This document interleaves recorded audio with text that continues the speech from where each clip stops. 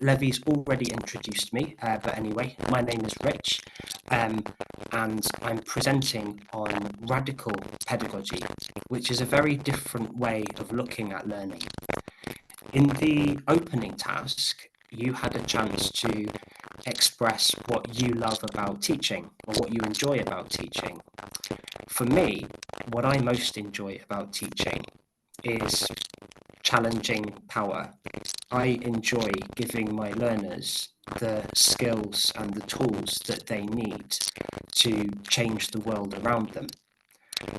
And sometimes that means the students who I enjoy working with the most are not necessarily the well-behaved students. Sometimes the students I enjoy working with the most are the ones who actually want to cause a bit of trouble. They're not always the easiest to work with, but sometimes they can be the most rewarding. So through this presentation, I'm going to give an example of radical pedagogy and how I've used some of these principles to create a lesson that challenge power structures. But I'll also look at the other side and look at why some people don't like radical pedagogy and why you might not agree with the principles of it. Anyway, Levy, if you could move to the next slide, please. Thank you. So you'll notice that on the first slide, I listed all of my qualifications. I'm interested to hear from you here. Put it in the chat or unmute yourself if you want. Why do you think I listed all of my qualifications? What's the point there? Well, apparently my audio isn't very clear. Sorry, I'm not sure what to do about it, I'm afraid, at this point. Sorry. But please do unmute or write in the chat. Why do you think I listed all of my qualifications on the opening slide? Any thoughts?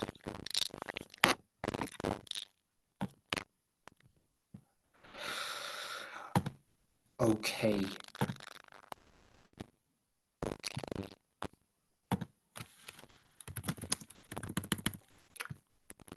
I understand that because my audio isn't clear, it's suggesting I leave and rejoin. Shall I do that? Levy, what do you think? Yes, you can try Is that. that a good idea? Yeah, it's okay. We'll try. Yeah. All right. Go ahead. Okay, while Richard is away, we can think about the questions there on the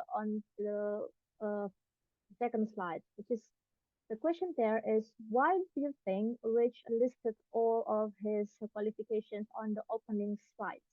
And for your information, he doesn't usually do that. So that's quite unusual. But why do you think he does that? This will be related to what he's going to tell more about uh, uh, the radical pedagogy. Yeah, so I think about it. Are you ready? Got some answers so we can know how qualified you are. Yes, that's something that also have in mind because I think it's something that also happened in Indonesia. I don't know if another Indonesian fellow have a different opinion, but in Indonesia, it's very common to put your qualifications after or before your name. If you have qualifications before your name, then you put it there. It's very common, even in a non-academic event. Yeah, so yeah, I don't know. So if anyone else has another thought, go ahead. Oh, Rich, you're there. Good. I am. Can you hear me better now? No, much better. Does the sound better? Oh, yes, much better. Very, very pleased to hear that. Thank you. I'm sorry about that. I don't know what's been going on. The internet connection is strong on my side, apparently, so I don't know. Thank you so much for your patience once again. All right. I heard you having some discussion then about why you think I might have listed all of my qualifications. It's a good point. In academia, it's very normal, but even in professional contexts, people very often list all of their qualifications. When you list all your qualifications, what are you saying? I suppose you're saying, I know more than you do, I suppose. sometimes I feel a bit embarrassed saying what my qualifications are, because I feel I'm more interested actually in what the audience has to say. Maybe the audience know things that I don't know. Is my master's in education in diplomacy relevant to this presentation? No, but putting it there made me feel like the big man. So that's why I did it. So if we move to the next slide, we're going to look at some key concepts of radical pedagogy that I hope will make you think about things like why we talk about our qualifications. Some key concepts we'll be looking at include the hidden curriculum, symbolic violence, which is less dramatic than it sounds, I promise you, and pedagogy of the oppressed. Virus put a really good point in the chat I've just spotted, because it shows that you are actually capable in your field. Yes, very much so. Mentioning what your qualifications are can show that you know what you're talking about. Or maybe the other way to look at it, maybe it's just me trying to convince you that I know what I'm talking about. Maybe I can use my qualifications in ways to give myself power, to stop other people feeling that they have power. So I think there's a bit of both. Thank you, Virus. Good point. Levy, to the next slide, please.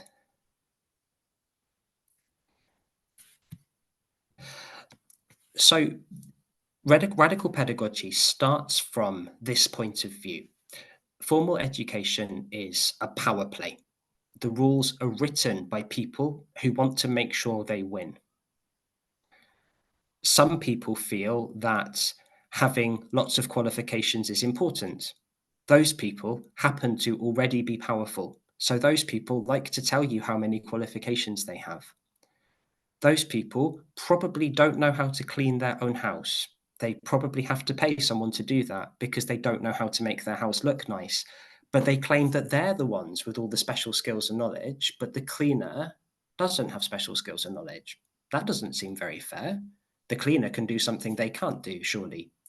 Anyway, formal education is a power play. The rules are written by people who want to make sure they win. Do you guys agree with this?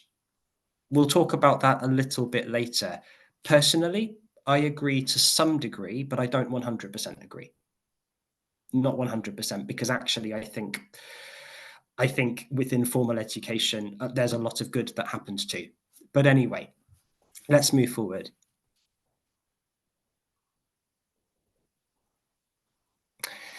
Let's, though, think of it from the perspective that formal education is all about power. And we'll look at this theory of the hidden curriculum. So when you go to school, you're examined on subjects like maths, science, history, geography, your mother tongue. In the UK, that would be English, obviously in Indonesia, Bahasa Indonesia. And indeed in other countries, I've heard Qatar, Egypt mentioned, we'd have like standard Arabic, for example. The hidden curriculum, though, is all about those things that the school never quite tells you, those things you're expected to know in order to do well, but nobody really teaches you directly. People who are from higher status families, people who have social capital, will know these things because their families will make sure they know them. But maybe people who are more disadvantaged won't know these things. And because they don't know them, they're at a disadvantage throughout school. The symbolic violence concept, symbolic violence is that, and to be clear, we're not talking about physical violence. Symbolic violence, from Pierre Bourdieu, this is the ways in which schools make sure that the hidden curriculum stays in place. The way that schools, universities, colleges, the way that they make sure that powerful people who decide what the hidden curriculum is, that they get to remain on the top, and they hold down people who don't know the rules of the hidden curriculum. There's a lot of concepts that I'm talking through here that maybe it's the first time you've heard. They might be quite unusual concepts. If this is all new to you, don't worry. These concepts are here just to explore a different way of looking at education. But if it doesn't make sense to you first time, don't worry. Levi, could you click forward so we can see some examples of the hidden curriculum? So here are some examples from the UK. I grew up in the UK. I went to school in the UK. I went to university mostly in the UK, but also in China to a degree. And in China, the hidden curriculum is a little different. But here are some examples from the UK. School uniform. Everybody at school wears the same uniform, so this is fair, right? But is it fair if you come from a family that have never shown you how to tie your tie? When I went to primary school, I remember being shouted at because I didn't know how to tie my tie. But none of the men in my family were in office jobs. They were all in manual jobs. None of them knew how to tie a tie. So I never learned. I would go to school, be told off for tying my tie incorrectly, but this wasn't my fault. No one had ever showed me. But this was one of those things that stayed with me as an example of how schools are for these kind of people. Schools are a place that are run for people who work in offices and their children. People like us, we don't belong there. It was one of those little ways it makes you feel that. Here's a second example, knowing the rules of rugby and cricket. So where I come from, middle-class families, their sons all play rugby and cricket, and their dads talk to them about rugby and cricket. When we played rugby and cricket at school, no one in my family watches rugby or cricket. I don't know the rules. And again, in our school, if you knew how to play rugby and cricket and you were good at this, the school would say, wow, you have leadership skills. You should become a prefect. And they recommend you for other opportunities, like you could be the lead character in the school play. If you don't know the rules of rugby and cricket, the school will always see you as somebody who's not really a leader. You're somebody who belongs in the back. It's not that you've done anything wrong. They're not saying you're a bad person, but it's more you lose the opportunities to show you have leadership. By the way, to the women in the group, you may be thinking, but how does that work for women? Well, exactly. How does this work for women? Because who does the school say can be leaders? They tend to choose men. They tend to choose men who know rugby and cricket. They create fewer opportunities for women to show their leadership skills in the first place. So this is an example of how the hidden curriculum disadvantages women too. Having a library membership. Now, I was very lucky. I had a library membership.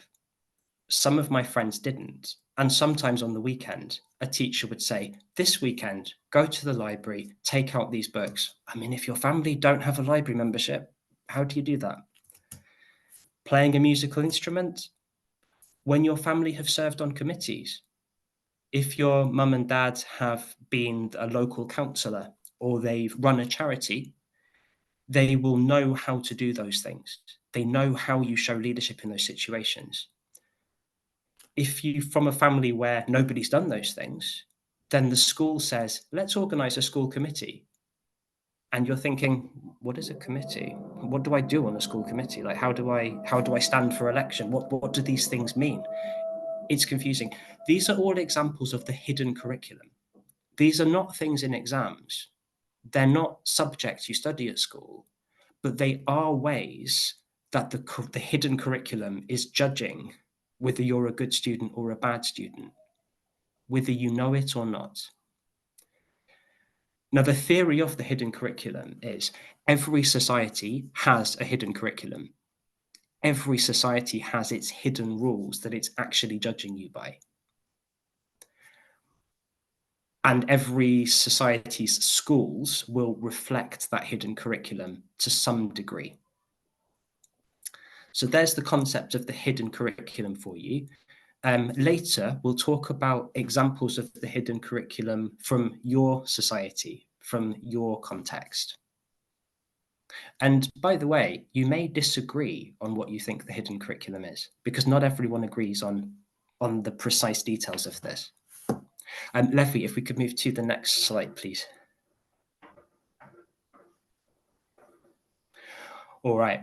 Now, talking again about power relations in school, let's think about the traditional classroom. and about what happens.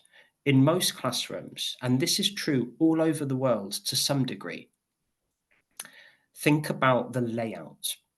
So learners are facing the teacher at the front, learners here, learners looking at the teacher. Learners mostly work silently in isolation. The teacher sets the task, the learners listen and they write down what they're told to write down. Think about the ontology of the classroom here. The teacher has the knowledge is here in the teacher's head, and the teacher gives it to the learners. And the teacher decides what to give, what not to give. The teacher is a gatekeeper. The learners have no say in this. The learners cannot say, for some reason, we're learning French in school. I don't want to learn French. I want to learn Italian. Well, so what? That's your problem. You're learning French today because that's what the teacher says we're learning. This is decided by the teacher, or perhaps not the teacher. Perhaps it's decided by the school. Or perhaps not even decided by the school, decided by the government. The teacher is assumed to be right. In a traditional classroom, the teacher is correct. The learners have no right to ask the teacher if the teacher's correct or not. When the teacher's explaining quadratic equations, x plus 2 times x plus 2 equals x squared plus, I can't remember, my maths is not very good, the learner cannot say, that's wrong. The teacher says that's how it is, that's how it is. And this means the teacher has the right to say whether you're good or bad at being a learner.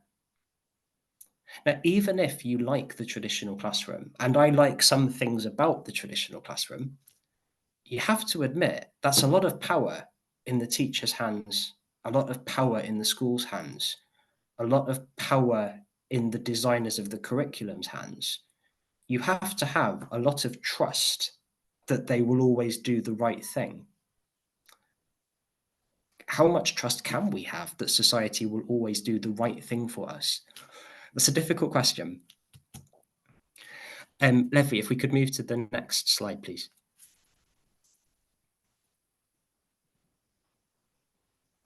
So we've looked at power in the classroom and in schools as institutions, and we've looked at how that power means that teachers hold most of that power in their hands and can impose a hidden curriculum on learners, where actually they're judging learners by what is seen as the elite of society's interest rather than learners' interests. Let's look at a model of education that is all about challenging this. And this is called pedagogy of the oppressed. So in the pedagogy of the oppressed model, this comes from a Brazilian researcher called Paulo Freire, who was an expert in tackling illiteracy in Brazil in the 1960s. Now, his theory is this: you shouldn't have a dichotomy between teachers here and students here. Actually, teachers and students should learn together. There shouldn't be a difference in status. The aim is to raise the learner's consciousness, not to tell the learners you are good if you do this and bad if you do that, but instead to train learners so that they have the skills to understand how the system is holding them down and to give them the tools to challenge it. I nearly said fight it. I don't want to suggest I'm revolution, but to challenge the system. Although Freire might have. Problem-posing education is the key technique here. Now, problem-posing education is a little bit like task-based learning, but think of it as task-based learning which is intended to change society, not just task-based learning for the sake of a task, but task-based learning which aims to change society. You identify a social problem, and the teacher and the students work together to solve this problem. Actually, maybe that's not so unusual in the classroom nowadays. Think about many schools doing activities where teachers and students work together to find a solution for global warming or for environmental challenges. This would be an example, actually, of radical pedagogy in action. And the point is, It's not about teaching learners to follow our rules and to learn the knowledge that we tell them to. Paulo Freire calls this the banking model of education. He calls it banking model because the teacher gives you individual bits of information, the learners bank them. This is traditional, and Freire is against this. He wants learners to have the power to identify problems in society and work with their teachers together, not the teachers telling them what to do, working together to solve those problems together. This is the pedagogy of the oppressed model. I imagine some of you will be thinking, this sounds nice. If I took this into my school and suggested that the teachers and students should work together and no power difference between teachers and students, my principal would have a heart attack and say no. I imagine you're probably thinking, and you're probably right, you probably couldn't implement pedagogy of the oppressed in most school settings.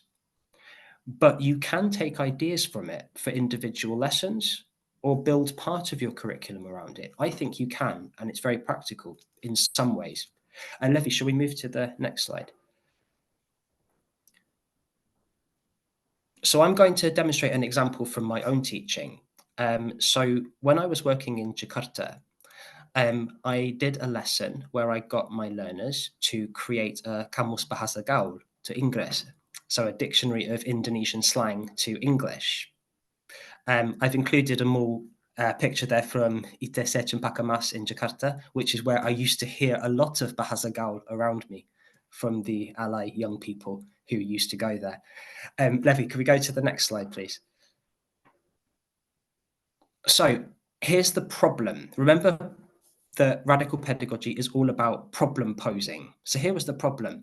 I often used to receive WhatsApp messages from my friends that would say things like "Gapapa bro," and like "Weka weka alay bingit," and stuff like this, which was very confusing.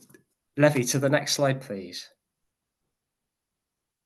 So I asked my students for their help, and we did a lesson where I asked them to create a Bahasa Gaul to English dictionary for me. I asked them to include parts of speech. So I asked them to think about this as a proper linguistics task, noun, verb, adjective, to give me an English translation that's as precise as possible. So to give an example here, don't just tell me that gapapa means it doesn't matter. Don't just tell me that. Tell me how I use it. Because I don't want to be awkward. I don't want to create momen canggung. I don't want to say the wrong thing in the wrong situation. I want to use this accurately. So I want you to give me a really precise English translation. And if that means you go on social media to find what young people in the UK or US are saying in the similar situation, you do that. Do what you need to do to get a really precise translation. And I asked for them to give the word or phrases rhetorical meaning. So we're talking specifically, when do I use this? How do I use it? This is the key thing. Don't just tell me what it means. Let's talk about how you actually use this. Let's move forward to the next slide. So what's the rationale for this lesson? Part of it is a practical rationale, but also this lesson actually makes the learners equal to the teacher because the learners have the expertise in Bahasa Gaul. That's expertise that I cannot get. If I go to a normal English to Indonesian dictionary, it won't have these words or these abbreviations. So I can't solve this problem myself. I can only solve this problem with my learners' help. This therefore makes the learners equal in status to the teacher and expertise. Because I'm a native English speaker, I have the resource on English. I can do the English half with them, but I can't do the Bahasa Gaul side. So we are truly equal in this exchange. I can't mark their work. I can't mark to say, is their definition of ally correct? I can't mark it because I'm not a native speaker. I can't judge that. So I'm trusting them to be truthful and to be honest with me. So this really does make us equal. The teacher and the learners, we're working together to pose and then solve. And this is a practical problem. This is a practical problem because as the teacher, as a British person living in Jakarta at the time, I had a very practical problem of understanding what my friends were saying to me sometimes. But my Indonesian students also had a very practical problem that they wanted to make friends with people from outside Indonesia online, and they also wanted to convey their culture, and they wanted to speak in their natural voice. So there's a practical problem for both sides that we're solving here. And this third point, and maybe Indonesian teachers, I don't know how you feel about this. Maybe you disagree with me on this. I wanted to challenge the idea that only formal Bahasa Indonesia is correct. Sometimes I would hear my Indonesian students say things like, but my Bahasa Indonesia isn't very good. And I'd think, it's your native language. No reason why you should be ashamed of it. Yeah, but my parents speak Javanese at home, and I don't score well in my Bahasa Indonesia classes. And I'm thinking, yeah, but Bahasa Indonesia belongs to you too. It belongs to you too, and your version of speaking it is perfectly valid. Maybe not for your Bahasa Indonesia exam, but as far as I'm concerned, what you speak to your friends is valid language. Now, Indonesian teachers may not agree with me on that, but I did want to give the learners the chance to explore that idea and to think critically about, well, actually, what does it mean to say correct Bahasa Indonesia or incorrect Bahasa Indonesia? What is meant by correct and incorrect? Maybe it's more about situation. And if we move to the next slide here,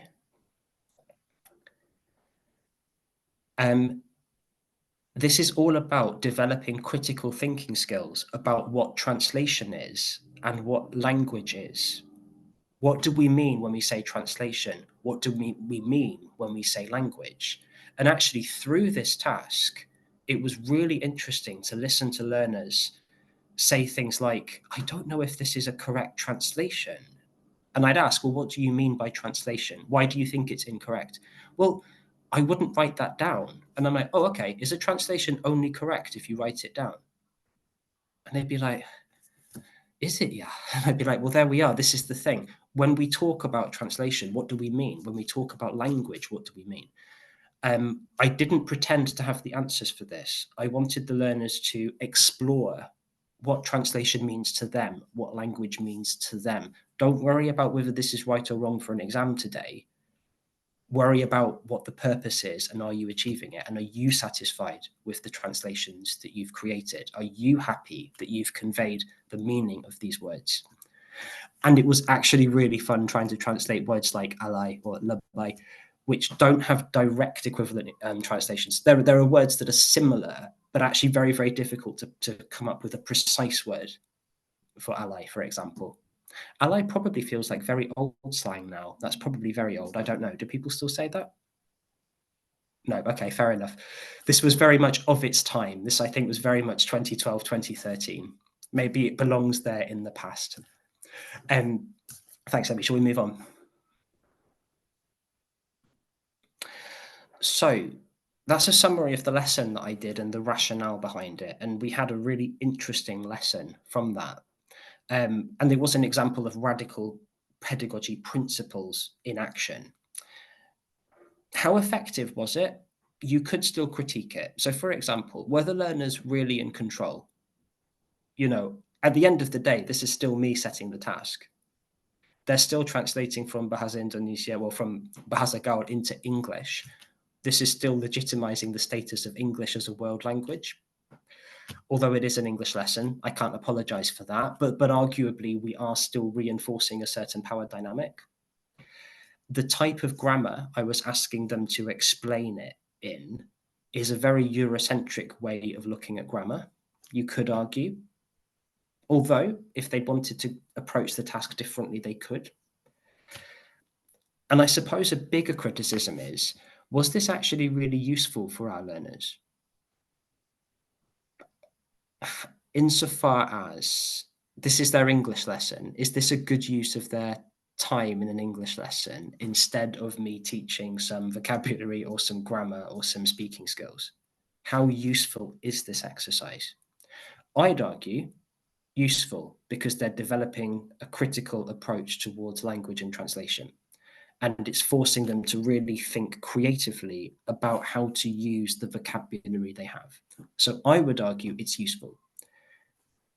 Another teacher might disagree and say, yes, but if you're preparing learners to take their exams to go to university, like the examiner does not care if they can translate slang. So it's up to you what you think about that. If we move to the next slide,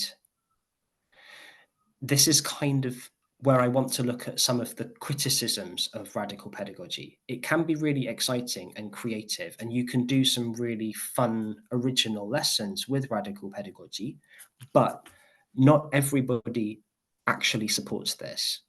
There are good reasons to be against radical pedagogy. Shall we move to the next slide? I want to look at traditional pedagogy as well. So think of radical pedagogy here, traditional pedagogy here. Think of them as opposites. Some people would argue that radical pedagogy is a waste of time, and they would favor traditional pedagogy. Here are two traditional pedagogy approaches that would criticize radical pedagogy. Let's look at behaviorism. You may have heard of behaviorism from psychology. But behaviorism would say you cannot make the teacher and the learners equal. That's crazy. Why would you do that? The best way to get your learners succeeding is for the teacher to have the power very clearly. The teacher needs to use rewards and punishments to make the lesson happen the way that the teacher needs it to happen. From the behaviorist school, you would say, of course, the teacher should have more power than the learners because the teacher knows what the teacher's talking about. The learners don't know what they're talking about. You can't give them that power. They won't know what to do with it. They don't know what they need to learn. There's no point saying to a 7-year-old, would you like to learn maths? No. Okay, let's not learn maths then. Well, then they won't know maths. And then they go into the world unable to do maths. You need to tell them to do maths. And if they don't listen, you need to use rewards and punishments to make them learn it. This is the behaviorist school. I'm not a behaviorist myself, but most schools around the world are probably influenced by behaviorism. Most schools around the world, let's be honest, still talk in terms of rewards and punishments. Most schools around the world would never question having the teacher in control.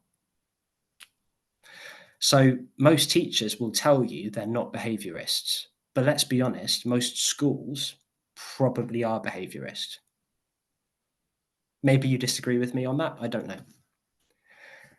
The other approach that's also traditional, so also very against radical pedagogy, is core curriculum. So core curriculum is a very influential idea in parts of America, in England, in the UK, not Wales or Scotland, but in England, it's very influential. I know, shame. And perhaps in some East Asian countries as well. So the core curriculum approach is this. They would say, okay, inequality, this is a fact of life. The hidden curriculum will always be there. The poor, disadvantaged students will always be disadvantaged. Okay, there will always be inequality. So they agree with the radical pedagogy people on this. But the core curriculum people say the best way to fight inequality is to make sure that the poorest learners, the most disadvantaged learners, have the opportunities to learn traditional subjects. They would say, if you want to prepare a poor learner from a disadvantaged family to compete, to go to Oxford or Cambridge or Yale or Harvard, you need to teach them traditional discipline. You need to teach them Latin and Greek. You need to teach them classical literature, because when they go to their interview, they need to know this stuff. If you try to tell them it's all about critical thinking, it's all about being creative and fighting the power, you're setting them up to fail. They will be competing against people who've had very expensive educations. You need to give them the same head start. So the core curriculum supporters, they believe that the radical people have got it wrong. Core curriculum actually doesn't like critical thinking. Core curriculum is skeptical of critical thinking. They think that critical thinking is a distraction from learning facts. That's not to say you shouldn't have some critical thinking skills, but they think the radical guys spend all this time talking about being creative and thinking critically, but they're not teaching any facts. They're not actually teaching anything tangible. So the core curriculum side, they agree that the world is unequal, but their solution is the complete opposite. Many East Asian countries probably lean towards a core curriculum approach. They believe that every young person, poor, rich, should have the same opportunities to do traditional subjects and have a traditional education, because that's the best preparation for everybody. So, moving to the next slide, I'm really interested to know where you fall. Radical pedagogy is for teachers who believe education should change the world. They believe we should teach our learners to challenge how the world is, to change the world. But if you're on the side of traditional pedagogy, that's for teachers who accept that you probably can't change the world, but you probably should prepare your learners for the real world that actually exists. So I'd love to know, which are you? Or are you maybe in the middle? I'll be honest with you now. In my heart, I'm radical pedagogy all the way. In my head, I'm a little more traditional than I want to admit. In my head, sometimes I accept that you can't win every battle, and sometimes you have to actually prepare learners for the exams that they have to do, unfortunately. Maybe one day the world will be different. I don't know. If we move to the next slide. So just want to run through those key concepts again, and then we'll move to our collaborative task. So once again, the hidden curriculum, those are those unwritten rules that schools use to basically advantage privileged people over the underprivileged people. Symbolic violence is the techniques that they use to do that. And pedagogy of the oppressed, that's that radical pedagogy, that radical education model that I showed you, which is all about problem posing, critical thinking, and the teacher and the student being equal partners in creating solutions. And then on the other side, behaviorism, that's the model of education that's all about punishments and rewards, where the teacher's powerful. And core curriculum, that's the model of education which is all about ensuring that everybody has the same traditional education, so that everybody has the same chances of success. Thank you very much for listening to that. I realize I've covered quite a lot of different concepts there, but I hope I've given you all a chance to look at what we do as teachers through a different angle and to think about that basic question: are we here to change the world, or are we here to prepare learners for the real world? Is it maybe both? And if it's both, is that not a contradiction? I hope I've got you to start thinking about those questions and about how that might apply to your teaching. Thank you very much for listening.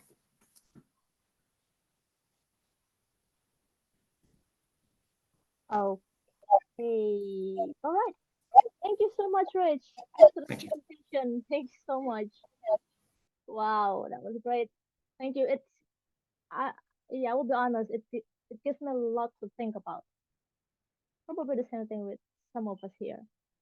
So, okay, right. Yes, you've got lots of loves and clap from from the participants. So yes, again, thank you so much, Rich, for the um for the thought-provoking presentation. And the thing about the sessions, about the menu workshop, is that actually we will have some kind of a hands-on activity with or the collaborative task, as Chris mentioned, where we are going to discuss about this between us, yeah, because the most important things, not the most important thing, but one of the important aspects about learning a new concept, a new theory and pedagogy is also about how we can really apply it in the real classroom, in our real context. Yeah. Okay. Anyway, before we start to discuss between us, um, I would like to give some opportunity for those who would like to ask questions to Rich. There's okay, so if you would like to, sorry, there we go. So if you would like to ask questions, hold on. Yes, there we go. Please do ask. You can put it on the chat, or you can raise your hands. You can click on the raise hand icon there, so I can notice you if you would like to talk. Okay. I I do have a question, Rich, if that's okay to start with. Okay, so I mean the whole thing about the radical pedagogy is something that in Indonesian context, as far as I know, is something that we are trying to do recently through the through the latest curriculum. So we try. Um, and also in the classroom applications, I believe that many teachers want to to share the power with the students, to collaborate and to construct the knowledge together with the students. Now the question is, as a teacher or the former teacher yourself, um, when it comes to assessment, I know you have brought this issue as well in your presentations, but in terms of assessment, how can we really integrate this thought of of student centeredness, of the inquiry based activity, uh, which is rooted as well in the radical pedagogy, but how are we going to really um, apply it in terms of education, I mean through the assessment? Yeah, so um, if you would like to respond to that, and after that, there is Arga who also would like to ask questions. Sure. I think the honest answer to your question is that very often it isn't easy to do that. Like, very often, the reality of a teacher's job is that you're teaching in a particular context where you have to deliver outcomes that are maybe set by the school or perhaps set by a government, where you have to get your learners to pass an exam. That's the reality of most teachers' contexts. So therefore, in the vast majority of situations, it is not possible to tear up the whole curriculum and say, from today forward, we are now a radical school where we co-create all of our solutions together and we ignore the real world outside our front doors. Sadly, we can't always do that. When Paulo Freire came up with the concept of radical pedagogy, he was actually working in a context where he could do that because he was working with illiterate adults who actually did have the freedom to look very critically at society, and they could tear up the traditional rules and say, well, actually, traditional schooling has failed us. So we have the power now to say how we want to learn. So actually, in his context, he could do this. But you're right, most of us cannot do that. I think there are some principles you can embed in every lesson around student-centeredness, as you said. But I think for me, I found radical pedagogy most effective when I do an occasional radical lesson. So the Bahasa Gaul English like dictionary lesson, for example, I wouldn't do that every lesson, but doing it once was enough to reset my relationship with those learners it gave them a lot of confidence that their judgments were actually good judgments. And it also encouraged them not to be afraid of taking risks. So when you think about preparing learners for exams, for example, you can maybe use this to train learners to do some of those to make some of those psychological shifts that they need to prepare themselves. Very often, let's give an example. When I taught in Japan for a while, I prepared students for TOEIC exams. The TOEIC exam is a multiple choice exam that's largely vocabulary based. One problem I had with TOEIC was my learners treated it as just a very formal exam. They struggled to understand that the dialogues they were listening to were natural dialogues, were meant to be natural spoken dialogues. I started doing a lot of role play with these students. My supervisor felt this was not a good use of time because TOEIC is a listening and reading exam, it's not a speaking exam. But my point wasn't to practice speaking skills. My point was to get the learners to understand that the listening exam is built around spoken dialogues. So I wanted them to imagine themselves having the same dialogues so that they know what they're listening to. Do you see what I'm saying here? So I think, how can you use radical pedagogy principles? I would say, analyze what your learners' needs are when it comes to those exams. And you may find radical pedagogy can help with things like confidence building, with things like being willing to take a risk, which is also an exam technique, with things like making autonomous decisions on how to manage time. You can do radical lessons built around, you only have 30 minutes to show everyone what you know. How do you plan your time? Do you see what I'm getting at? Because that then gets them to think in terms of, oh, in my exam, I only have 30 minutes as well. Do you see what I mean? Use it to develop some of those tangential skills, maybe. Does that answer your question? Yes, but it gives me a lot more to think about. Thank you. All right, thank you. All right. All right, Rich. So yeah, thanks a lot. Now, I can see there is a question from the chat box, but I will give the chance to Arga first to raise your question. Yeah. Just raise your hand before. Yeah, go ahead.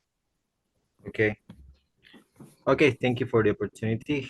I would like to talk about this radical pedagogy because don't worry, Rich, I've experienced that a lot in homeschooling. I'm trying to let loose of my student to being creative, but turns out they have to face the exam, especially those who will encounter Cambridge test, IGCSE. But the question is, what's the outcome? I know it's for a good cause, but it always had me thinking, what's actually the outcome of trying to become a Robin Hood in this kind of situation? It's a very good question. It is a very good question, a very valid question. And there are many people who criticize radical pedagogy who would say the people who like radical pedagogy are teachers who largely teach rich, liberal children who will always succeed anyway because their families have money. You know, they can afford to make mistakes. They can afford to go to a school where all they do is play. But I would argue that if this makes sense, they think what they're doing is radical, but actually it isn't. They're not fundamentally changing the world. Actually, they're just enjoying playing. I would argue that radical pedagogy is very different from Montessori, for example, or from Steiner approaches, because whereas Montessori and Steiner are all about developing the individual, radical pedagogy actually is about changing society. If I give some examples of where radical pedagogy, you could argue, has changed society, in the UK since the 1980s, I believe, not most schools, but many schools have Black History Month, where we acknowledge and celebrate the history of the Black community. Why do we do this? We do this because radically minded teachers were willing to work with their learners and say, you know what, we have a high proportion of kids who are from Black families from the Caribbean and from West Africa. Their history is not being taught. It should be taught. That demand came from the community and it pushed and it led to a real change in how schools looked at and taught history. It forced them to think again about what history is. And over time, the idea that schools should teach Black history in the UK is now a completely mainstream idea. Seemed radical at the time, but now that's completely mainstream. So I think actually radical pedagogy can achieve its victories. It can move the needle in terms of how some issues are seen. But I don't disagree with your criticism there.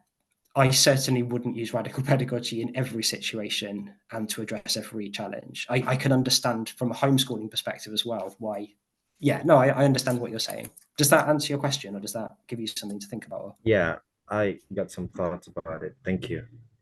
All right, Grant, thank you. I can see there's a couple of questions in the chat. I couldn't see who came first. Yes. Levy, did you see who was next? Yes, and also there is Andy who also raised his hand. So I will just Yeah. I will just okay, maybe let's go to Andy first, and I will just switch you the question from the chat. Okay, Go great. ahead, Andy. Thank you so much. Thank you so much. You see, Sir Richard, you see here in Myanmar, we have lots of parents. They are not accustomed to the international school when it comes to the like Cambridge or Pearson.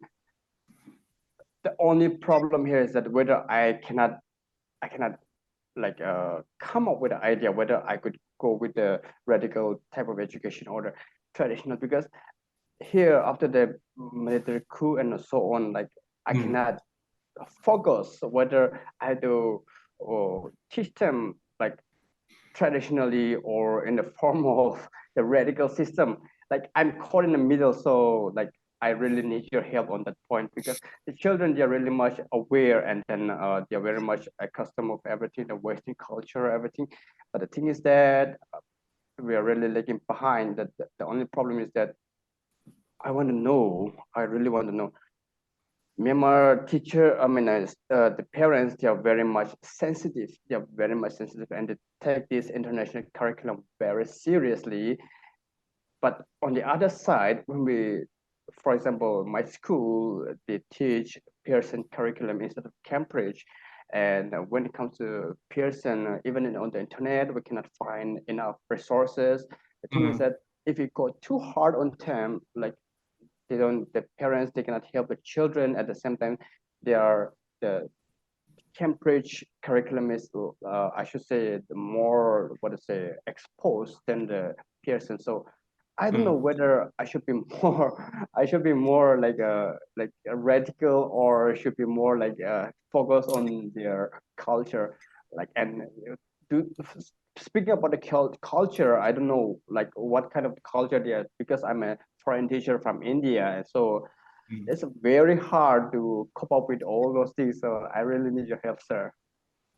Thank you for sharing that. I mean, I would say firstly, you're probably already making good decisions by the sounds of it, because you've already given a lot of thought to your cultural context. So I imagine you're probably judging the situations actually quite well. I think, honestly speaking, I think if your main goal is to deliver either a Cambridge exams curriculum or a Pearson curriculum, these are international school curricula which are fundamentally traditional. They have some liberal elements, but they're fundamentally traditional curricula because they're based around the core curriculum idea. They teach the same mainstream subjects. They assess them from an international perspective. Perhaps the teaching style that you would use is a bit more liberal. Maybe there's a bit more critical thinking in there, but it's probably not designed for genuine radical pedagogy. I would argue. So I think if you're teaching from a more traditional standpoint, that's probably fair. And I think also when you have parents paying a lot of money for their kids to take international exams, the parents are stakeholders here, and the parents want to see their children succeeding. So I think you have to be realistic about parental expectation. They probably want you to deliver that in a traditional way that will achieve exam results. That would be my feeling. Would you agree? Of course, sir. Yeah, that's what I thought of from the beginning. And then see, the problem is that the school is like the parent oriented, or on the other side, the parenting curriculum is the international oriented. So the teachers on the middle, we are caught in a like out of the like nowhere, whether we should be side of the school or we should be on the side of the international curriculum. So if we if we follow the curriculum, like the parents that they are not very much happy, and if the parents are not happy, there are a lot of pressure on the teacher, so we are caught in the middle. So I don't know what to say on that. Well, but fair enough. But what's interesting to me, Andy, is that, and I think this is important here, you're acknowledging in the way that you're describing this, you're acknowledging that there is a power dynamic between parents, the institution, and the kids. Do you see what I mean? And actually, even if you cannot change that power dynamic, even if you have to accept that the parents are the key stakeholders, the school is your employer, the exam boards sit above everything because they can change at a moment's notice what you have to teach tomorrow. Even if you can't change those things, being aware of them can help you think, okay, how do I then make sure that my learners get what they need, which is to pass the exams, but that I don't lose them in the process. They still have a voice in this where possible, that I still want all of my learners to leave every class feeling that they have had their say and that they are not just some, a single bolt in the machine that's being pushed about. I want them to feel empowered in this. And if that means you have to teach largely from a traditional angle, then that's, I guess, what you have to do because you're a professional. But you can always be thinking, but at least you're understanding, what the power dynamics are. Does that make sense? Or does that answer your question? Of course, sir. Of course, sir. Yeah. You know the best. And then, yes, thank you so much for the help. Thank you so That's all right. No worries. Thank you. I don't envy you. Sounds very challenging. Great. Yes, Thank you. it's very challenging. Okay, here we go. So the next and the final two questions before we move to the breakout room. All right, here we go. So Aisa mentions that she believes in behaviorism is still taking the lead. In Algerian schools, so we have a fellow from Algeria, we use competency-based approach, but there is dearth of resources and large classes. So I still do follow behaviorism, and the teacher is the stage of the stage. What do you think, Rich? I think if that's the context that you work in, I think you have to some degree, work in the context that you're in. Actually, I say it's useful to hear you say directly that you believe behaviorism is still taking the lead, because I think many schools and teachers and cultures will deny this. But I think if we're honest with ourselves, the fact is, if you have a huge class and not enough resources, and the classroom is so big you have to shout to be heard, then realistically, it's very difficult to teach without any behaviorism techniques. To some degree, you're going to be using some of the techniques around. For example, you have to sometimes send a student out of class because they're being disruptive. This is a behaviorist approach because, well, why is the teacher deciding what constitutes disruption? This is what a radical would say. Well, yes, because realistically, the other learners have to learn. So sometimes the reality is you have to use the techniques available to you. In terms of whether the teacher is the sage on the stage, I quite like that expression. I think sometimes that's appropriate. But I think sometimes it's nice to challenge it and it's nice to question it, if you can, in a limited way, perhaps only in very specific domains. Sometimes it's nice to find ways to allow your learners to be the ones who are the knowledgeable ones in the situation. Maybe that's not easy to achieve in your context, but maybe it's a good thought experiment. Well, are there things actually that my learners could teach me? How could I find ways to structure my lessons creatively that would allow them to show that without the lesson falling into chaos and disruption. Maybe there are very limited ways you can do that. It's worth thinking about. It's worth a thought experiment, maybe. All right, thank you. I hope it answered your concern. But if you don't, then you can still hear Let us more know. about it from the, I mean, from the fellow teachers in the breakout room, yeah, because we set up some discussions, a short discussions in the breakout room. Okay, the last questions from Yanti, my fellow teacher also in Balikpapan. Is it like giving a breath of fresh air in the midst of safe zone environment? I mean, the it is probably the radical pedagogy. What do you think? It can be. I think it can be. I think if you've never done radical pedagogy before and the opportunity presents itself to try a more radical type of lesson in a contained environment where you know you can manage this if it goes wrong. And let's be honest, when we do our lesson plans, I always draft something, what if this activity goes wrong, and think how I'm going to get it back on track if everything just becomes chaos. Why not give some limited radical pedagogy a try to see if it can work in some situations? One example where it might work that's relatively easy to simulate, for example, if you ever do any drama in your setting, lots of schools do drama, there's no reason why you shouldn't try improvisation workshops where you sit back and allow the learners to come up with their own scripts, act what they think is important, ask them, well, what message would you like to convey from this? Again, be ready for that to turn into a disaster, because it could, but at least it's a contained activity. And if it does, you can end it quite quickly and move on to something else, for example. I hope that answers your question, Duyanti, but yeah, worth a try. Why not? All right, thank you. Yes. Oh, she said yes. Thank you. All right. Great. Great.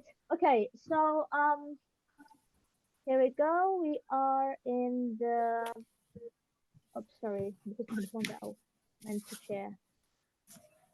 Yeah. So now we are in a part where everyone will be sent in the breakout room, in small groups, and there will be one facilitator who can help you, just to make sure that everyone knows what you have to do in the breakout room. And there is some, hold on a second, some prompt questions to help. And again, don't worry, because you can choose your roles there in the discussion. You can always be an active listener. That said, you don't have to speak if you don't want to. Yeah, it's um. But if you want to raise a concern there, then you can also do that. Here we go. So don't worry. I can see that people is leaving the leaving the session because they might be worried about being in the discussion. But again, do not worry about that. Yeah, and remember that at the end of the sessions, I will share with you the link to fill out the survey. Please give up the feedback, and by giving up the feedback, you can also claim your certificate.